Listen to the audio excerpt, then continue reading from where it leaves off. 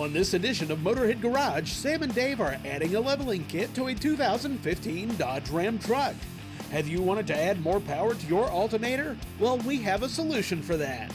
Bugs, bugs, bugs. How to clean off those bugs. Sam has a new product that will clean those bugs right off your vehicle safely. All this and more next.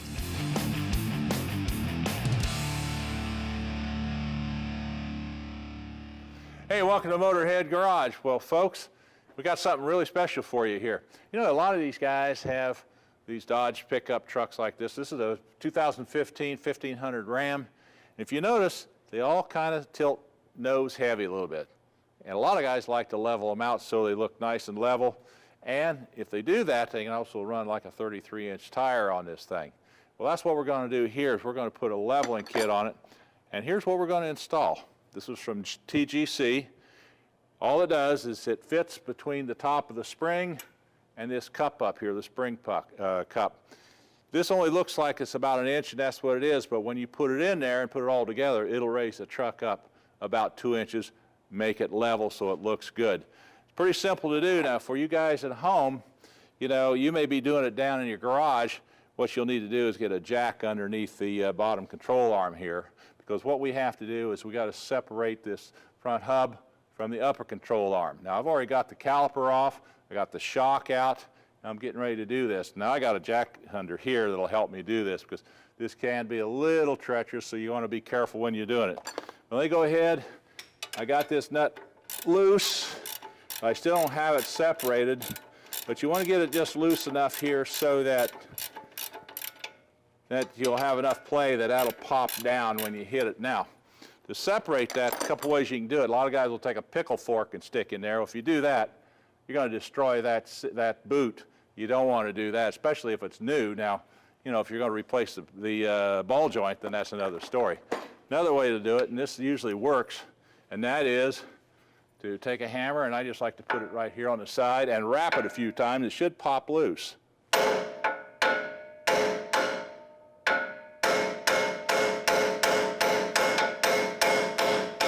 There it goes. Now, that's why you leave that nut on here. Now, that's under tension, but I got it on this jack stand here, so that's going to make it work a lot nicer. So I'm going to go ahead, drop this down, pull the spring out. In the meantime, Sam's got something to show you. You know, TGC makes some great suspension components, and to take us through their lineup, we got Tom Capps here. Tom, tell me about all the stuff you have. What do we got here? Well, what we have here is what put us on the map several years ago. This was the patented original leveling kit for the Dodge. Okay. Then from there, we've grown and expanded to the leveling kits for the Toyotas and Nissans. Okay.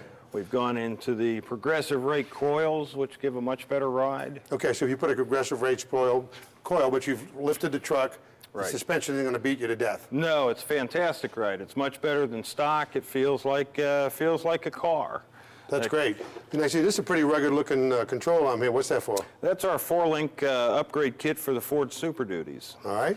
Cool. That looks obviously like a control arm for a Dodge. Well, that is the short control arms, the non-adjustable. We build those in all sizes for the various different lifts, but we also have the 1/4-inch steel adjustable. Cool. For those as well. And of course, I can see this is a bracket for you guys. Got the double steering stabilizer. You got that big bracket here. Yeah, we've got the dual steering stabilizer, which we're known for as well. The dual shock mounts. And this is a big piece. This is a ladder bar for the back of a Dodge. Again, all American steel, pretty high quality. This is great stuff. It's a great way to go. Let me go over and see if Davey can get this all on by himself. All right, folks, here's where we are now. What I've done is I've got the lower control arm bolts loose, and now, there we go. Got this set up here on our transmission jack. Now what we're going to do is I'm going to just go ahead and drop this down. I still have it connected up here to my upper ball joint. We're going to drop this whole thing down so it kind of swings out like this. That way I can take my spring that I have right here, assembly, I can put it on there. Now I've also put on a spring compressor. This is just to compress a little bit, make it a little safer for me, and also make it a little easier to get it in. So once we have it on there, we'll put it in, bring her up, put the whole thing back together. Meantime, we're going to take a short break. Stay with us.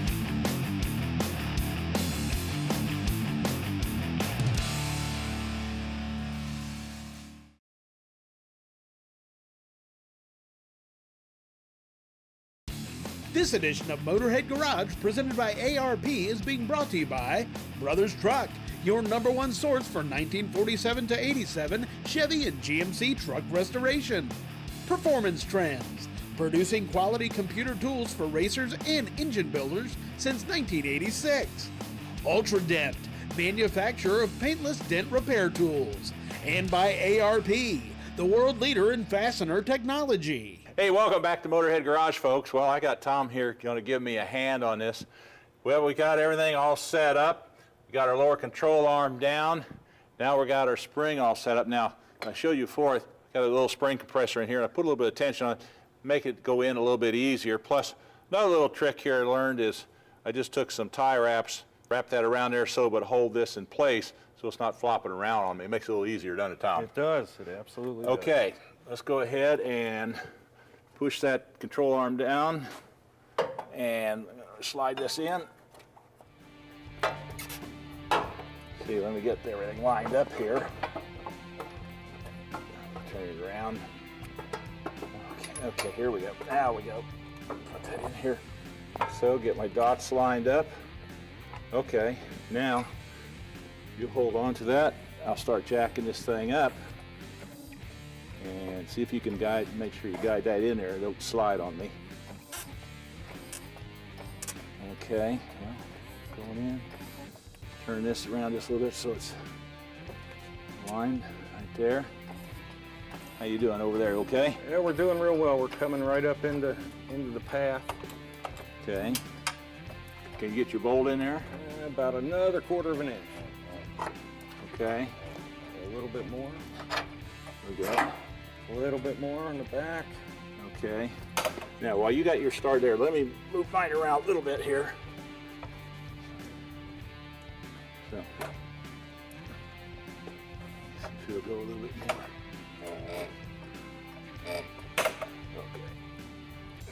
Okay. What do you say? Can you get yours all the way in, or I'm in. You're in, aren't you? Okay, let me see where we are here. Okay, so let me drop this down just a little bit. Maybe I can push it a little bit more. Okay, I'm coming up on it though. Here we are, and just a bit back.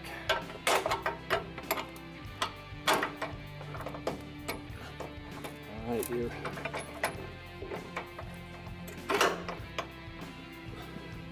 We need to go up, down. A little more back.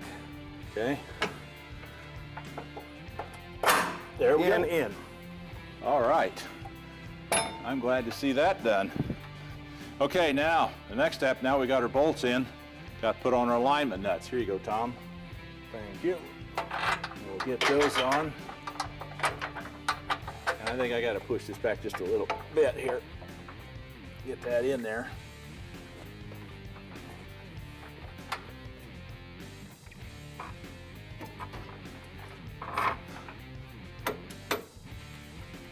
Okay, what do you say? Can you get it on? All right, you got her on. That's good. Yep, looks like you got it on.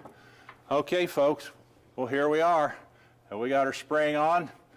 Got everything buttoned up. Now the only thing we got to do is go ahead and finish this up. Go ahead and tighten everything down and reinstall our brake caliper, and we're going to be fine on this. Once we do that, we go to the other side and do that. And then we have it. Once we set her down, we'll have a nice level truck. Hey, Tom, I want to thank you for stopping by and bringing your leveling kit along. Went in nice, and I appreciate your help on this thing, too. Thank you. Anyway, folks, we got a lot more coming. Stay with us.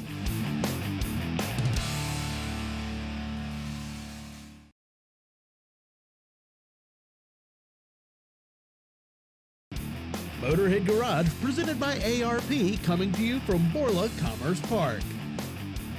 Hey folks, welcome back to Motorhead Garage. You know, these modern vehicles like this truck here have a lot of electronics on them. They have a lot of demand on that alternator. And the alternators do a pretty good job, but they could use a little bit more power. And we've got Mike Lauer here from Rebuilder in a Box who's going to show us how to upgrade the power of an alternator. Now, he also sells rebuild kits for these heavy-duty starters for trucks and stuff, but we really want to focus on the alternator for today. And Mike, welcome to the show. Thank you. Now, tell me something. You know, you can rebuild these, and you've got a kit here that makes it pretty simple. What do you usually find out what's wrong with these things when you take them apart?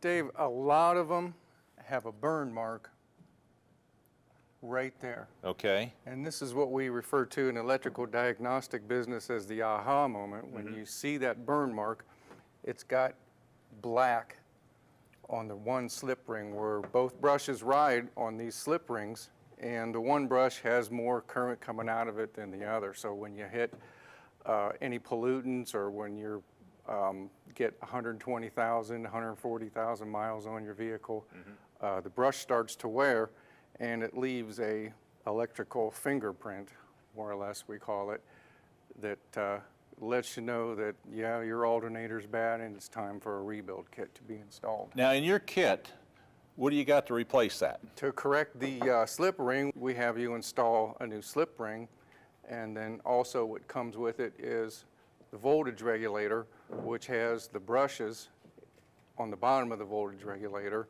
held in by a pin, which you pull out after it's been installed.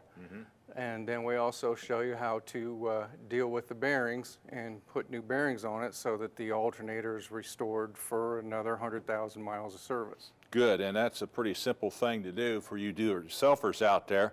And all you have to do is just take the alternator apart. Go ahead and start taking this apart there, Mike. Now, it comes apart pretty easily. You know, it's easy to do, but the best thing is they've got a video on their website that'll show you all about that.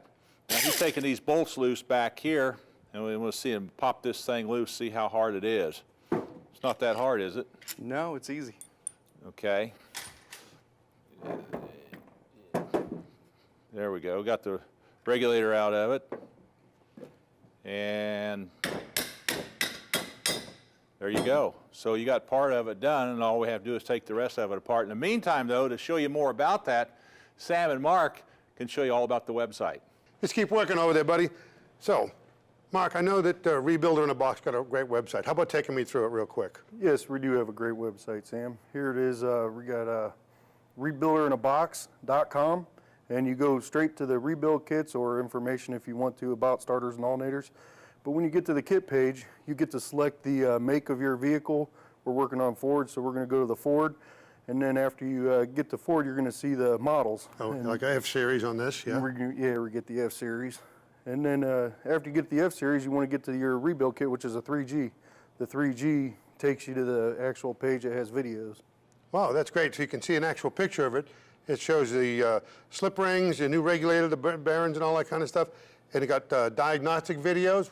Tells you how to diagnose it so you make sure alternator is your problem. That's really an awesome site. That's a great way to help people. Have any other trouble, you can contact us personally, and we'll help you any way we can. Great support team. This is a great way to go. Let's see if Davey can put it back together. All right, well, you can see what the video will tell you. That website is pretty valuable on this thing. So we've already had and made the changes on this, and now Mike is going ahead and putting it back together. It's a pretty simple thing to put back together. It goes back pretty much the same way you took it apart. When he gets these bolts in there, we tighten that down, and then all we have to do is put in a regulator on that. Got it all lined up there. Yeah, he's got his persuader out there, but it'll work pretty good. Now, something else that they have, if you got a truck starter like this, one of these heavy-duty truck starters, it goes bad, it can be pretty expensive to replace, but they have a whole rebuild kit for you on that. So, again, you can go to their website, check it out, rebuild your starter, and save yourself a lot of money on that. So you got that in there, Mike? Yeah, the last thing you do after you put the regulator on is pull the pin out so the brushes pop out. Okay. So don't do that beforehand or you'll have some problems, won't you? That's exactly right. Anyway, Mike, I want to thank you for stopping by and sharing this information with us. In the meantime, we're going to take a short break. When we come back, we got a lot more coming here on Motorhead Garage, so stick around. Time now for Brothers Truck Parts Project 72. Restoration tips and techniques for a 1972 Chevy Suburban with Sam and Steve Flanders. Welcome to another installment of the Brothers Project 72. Dash is coming along great. Last week we told you we were going to put an audio system in. Before we put the radio in, the first thing that needs to happen is got this great speaker here that's going to go in the center of the dash. Steve, tell us about that and where it goes. Well, it's a great speaker because it's got 3 cones, and it's got one mount just like the original one. Slide back into that same spot and sound a lot nicer than the original speaker did. Let's slide it in.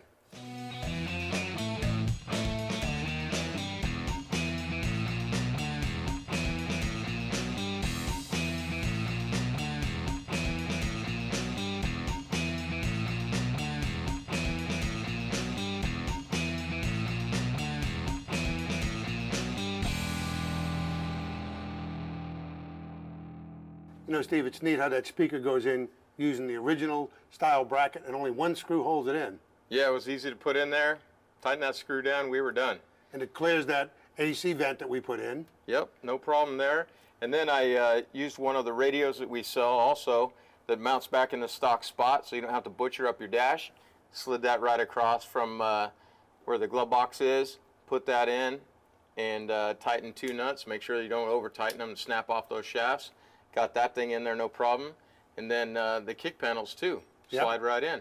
Putting these kick panels in, there's really nothing to it. First off, on the driver's side on this particular vehicle, you got a manual vent pull handle, so you want to get that out of the way.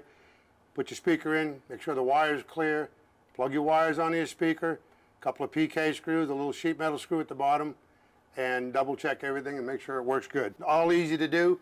And the last thing we'll do for the audio system is put in these subwoofers. These can be mounted flat or vertically. Going to put them under the rear seat. We'll not install them until we put the carpet in. Make sure you check us out next week as we install a tilt steering column.